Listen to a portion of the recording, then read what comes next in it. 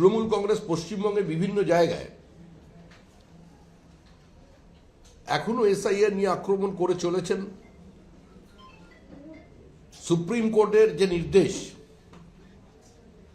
সেটা অবজারভেশন, সেটা স্পষ্ট করে দিয়েছে যে মানুষের এই মিথ্যা হয়রানি পরিকল্পিতভাবে তৃণমূল কংগ্রেস তৈরি করেছে এবং রাজ্য সরকারের অসহযোগিতার কারণে, রাজ্য সরকারের ব্যর্থতার কারণে, চক্রান্তের কারণে আজকে সামগ্রিকভাবে এই এসআইআর প্রক্রিয়া দেরি হয়েছে। আমরা আমাদের অবস্থানকে আগেও যা বলেছি, এখনো তাই বলেছি যে আমাদের ফর্ম 7 জমা নিতে হবে এবং শুনানি করাতে হবে, তারপরেই পশ্চিমবঙ্গে এসআইআর এর কাজ শেষ হবে।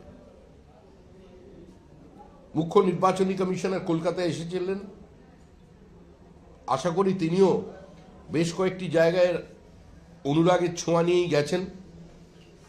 তিনি বুঝতে পেরেছেন যদি তার সঙ্গে এরকম হয় তাহলে প্রকৃত পরিস্থিতিটা কি পশ্চিমবঙ্গে চলছে সেটা প্রত্যেকের জানা। আবার এখন শুনছি নতুন গল্প, পশ্চিমবঙ্গ থেকে গিয়ে তারা তৈরি করে দিয়েছেন নো কনফিডেন্স মোশন।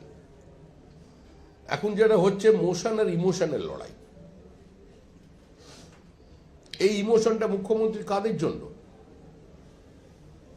পশ্চিমবঙ্গে যে ভারতীয় মুসলমান আছে তাদের জন্য নয়, কারণ বকটুইয়ে মুসলিম মহিলা এবং শিশুকে জীবন্ত পুড়িয়ে মেরেছে। গত 3 বছরে যত রাজনৈতিক খুন হয়েছে 95% মুসলমান। রাজ্যব্যাপী এই যে সংখ্যালঘুদের মধ্যে তিনি বিদ্বেষের বিষ ছড়াচ্ছেন এবং যেটা করলেন মঞ্চের উপরে দাঁড়িয়ে, যে আমাদের সরাসরি বলে দিলেন যে বৃহত্তর হিন্দু জনসমাজ যেটা আছে তারা দাঙ্গাবাজ। মানে মুখ্যমন্ত্রী না থাকলে পশ্চিমবঙ্গে মুসলমানরা বেঁচে থাকতে পারবে না, তাদের 1 মিনিটের মধ্যেই নাকি শেষ করে দেওয়া হবে।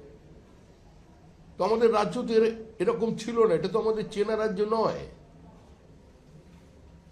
আমাদের কবিরা তো কবিতা লিখেছেন, তোমরা আমার বটের ঝুড়িতে সুতো বাঁধো, আমি তোমাদের পীরের দরগায় চিরাগ জ্বালি। এটাই তো আমাদের চেনা পশ্চিমবঙ্গ। আমরা তো আমাদের দলের পক্ষ থেকে বারবার বলেছি যে দুর্গাপুজোর বিসর্জন আর মহরমের মিছিল একই সময় একই রাস্তা দিয়ে একই দিনে সমান্তরালভাবে এগিয়ে যাবে। এটাই তো ভারতীয় সংস্কৃতি, এটাই তো বহুত্ববাদ, এটাই তো রামকৃষ্ণের যত মত তত পথ। তাহলে যত মত আর পথ একটাই, সে পথটা হবে খালি শুধু তৃণমূলের পথ, তৃণমূলের কাছে আত্মসমর্পণ। এই বাধ্যতার সংস্কৃতি থেকে মুক্তি দিতেই আজকে পশ্চিমবঙ্গবাসী তৎপর হয়েছে।